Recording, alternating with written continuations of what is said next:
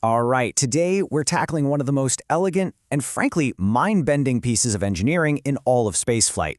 We're talking about the tech that lets us steer massive space stations without firing rockets. We're going deep on control moment gyroscopes. So first, just try to wrap your head around the problem. You got the International Space Station, right? It's over 400 tons of hardware, it's bigger than a football field, and it is just hurtling through the void. So how do you turn it? I mean, there's nothing to push against. No air for rudders, no water. It's a truly monumental physics challenge.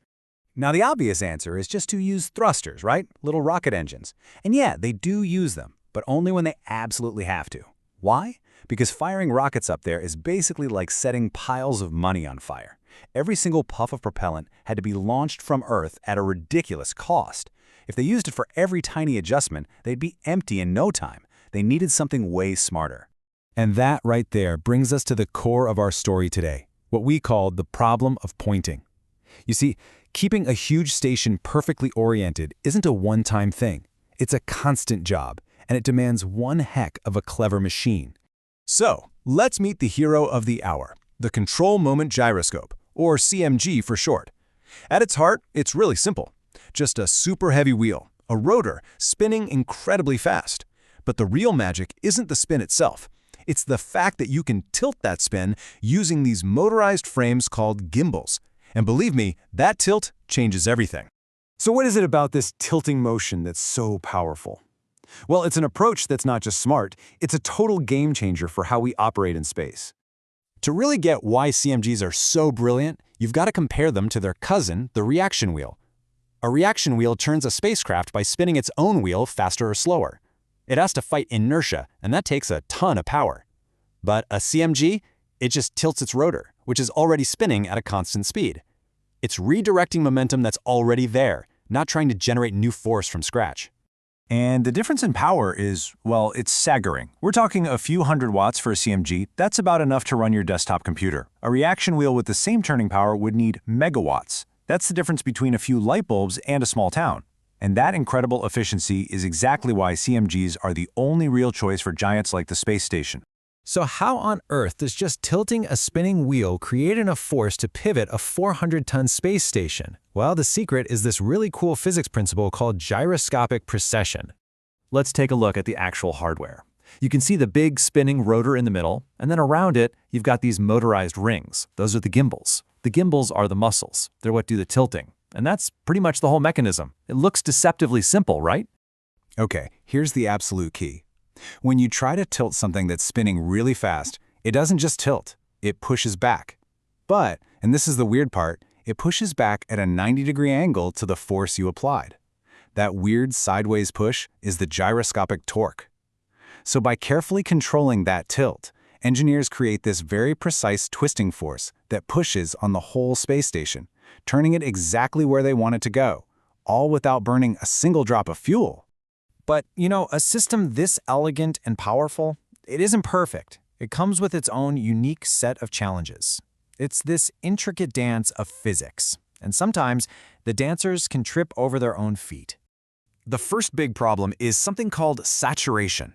The best way to think of a CMG is like a momentum sponge. The space station is always being gently pushed by little forces, like the tiny bit of atmospheric drag way up there. The CMGs act like sponges, soaking up all that unwanted motion to keep the station steady. But any sponge can eventually get full. So here's how it happens. As the CMGs constantly fight against a push from one direction, their spinning axes slowly start to point in the same general direction. They literally bunch up. Once they're all aligned, they can't tilt anymore to absorb force from that direction. They've hit their physical limit, the system is saturated, and suddenly, you've lost attitude control. So how do you fix that? How do you wring out the sponge? Well, this is where those thrusters make a brief comeback. They fire a short, controlled burst to nudge the station, and that push lets the CMGs reset themselves, fanning their axes back out. They call it a desaturation burn, and it basically just vents all that stored-up momentum out into space, getting the gyros ready to start soaking it up again. The other big headache is a tricky geometry problem called a singularity. Imagine a robotic arm that gets its elbow joint locked straight. For a moment, there are certain ways it just can't move. A singularity is just like that.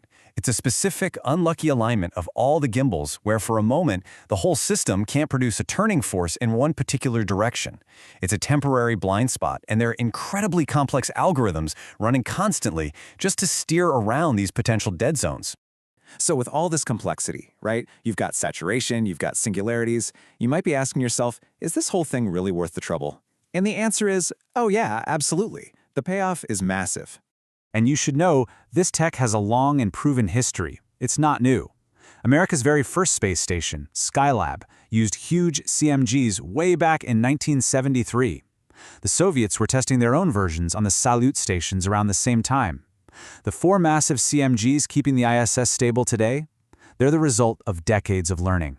And here is one of those gyros for the ISS. I mean, just look at the scale of this thing. Each one weighs over 100 kilograms. These are not delicate little lab instruments. These are powerful, industrial-strength machines built to move a city in space.